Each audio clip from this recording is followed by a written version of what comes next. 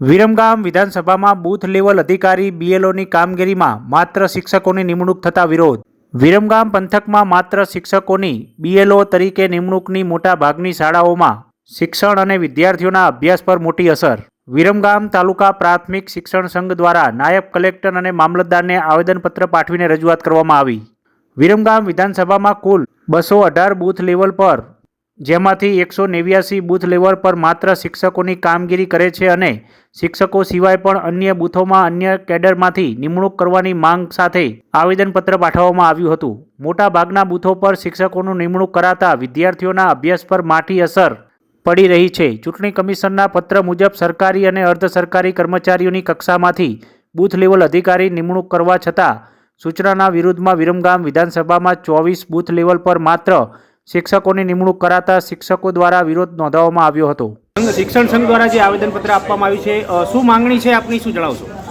અમદાવાદ જિલ્લા પ્રાથમિક શિક્ષક સંઘના ઘટક સંઘ વિરમગામ તાલુકા પ્રાથમિક શિક્ષક સંઘ દ્વારા આજરોજ માનનીય પ્રાંત સાહેબ અને મામલતદાર સાહેબ શ્રીને અહીંયા રૂબરૂ સંગઠનના હોદ્દેદારોએ ઉપસ્થિત થઈ અને વિરમગામ તાલુકામાં જે 218 બૂથ આવેલા છે, જે 218 બૂથમાં 187 માત્ર ને માત્ર એક જ કેડર એટલે કે શિક્ષકોની બીએલઓ તરીકે નિમણૂક કરવામાં આવી છે. આ 90% સ્ટાફ માત્ર શિક્ષકોનો રોકેલો છે. વિરમગામ તાલુકાના 30,000 બાળકો અને એ મારી પાસે 650નું મેકમ છે. એ 650ના મેકમમાં 200 જેટલા તો બીએલઓ તરીકે કામગીરીમાં રોકાઈ ગયા છે. 15 એ બીએલઓના સુપરવાઇઝર તરીકે શિક્ષકો રોકેલા છે. 15થી 20 શિક્ષકો બીઆરસી અને સીઆરસી તરીકે છે. 50થી 60 શિક્ષકો હજુ બીજા જિલ્લામાંથી જે બીએલઓ તરીકેની ફરજ બજાવે છે એ છૂટા થઈ અને અહીંયા હાજર થઈ શક્યા નથી. હવે માત્ર ને માત્ર મારી પાસે 150થી 200 શિક્ષકો અહીંયા બચે છે અને 150થી 200 શિક્ષકો એ 30,000 બાળકોનું ભવિષ્ય એ કેવી રીતે નક્કી કરશે? તો અમારી માગણી એ છે કે માનનીય ચૂંટણી પંચની ગાઈડલાઇન પ્રમાણે બીજી 13 કેડરમાંથી બીએલઓની નિમણૂક કરવાની થાય છે. તો એમાંથી આ વિરમગામ તાલુકાના પ્રાંત અધિકારી શ્રી અથવા તો કચેરી દ્વારા એ નિમણૂક કરવામાં આવી નથી. માત્ર 31 અન્ય કેડરમાંથી નિમણૂક કરેલ છે. બાકીના 90% માત્ર ને માત્ર પ્રાથમિક શિક્ષકોની નિમણૂક કરેલી છે.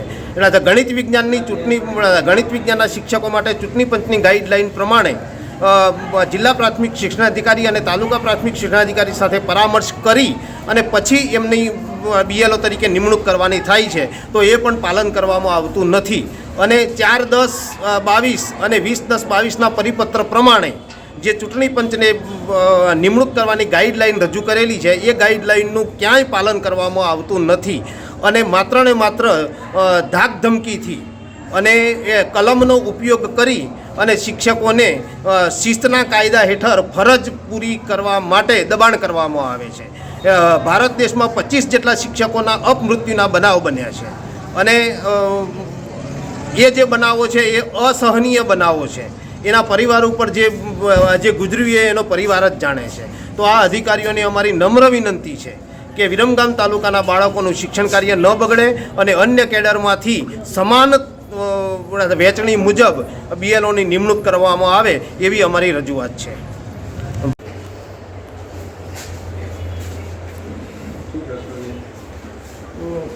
એમાંથી 127 બૂથ ઉપર માત્ર ને માત્ર પ્રાથમિક શિક્ષક અને બીએલઓ તરીકે ગઈકાલે 24 ઓર્ડર નવા કર્યા. તો એમાં 24 ઓર્ડર માત્ર શિક્ષકોને કરવામાં. તો બીજી ચૂંટણી આયોગની માન્યતા મુજબ બીજી 13 કેડરો છે તો એમાંથી કોઈ પણને સમાવેશ કરવામાં નથી આવતો. વિરમગામ તાલુકા અને વિરમગામ તાલુકાનું મેકમ 650, એમાંથી 187 તો બીએલઓ તરીકે. એક દિવસ તો સનની કામગીરી ચાલી, જેના કારણે બાળકો શિક્ષણથી વંચિત રહ્યા. 60 શિક્ષકો હજુ મારે બીએલઓના કારણે અહીંયા હાજર નથી થયા. એટલે 60ની ઓલરેડી ઘટ છે મારી પાસે. 100 આચાર્ય છે અને 100 શિક્ષકો અહીંયા તાલીમમાં છે. તો લગભગ હું માનું ત્યાં સુધી લગભગ 401 શિક્ષકો અધર કામગીરીમાં રોકાય છે. તો 30,000 બાળકોનું શિક્ષણ કાર્ય અમારા 150 શિક્ષકો કેવી રીતે કરે?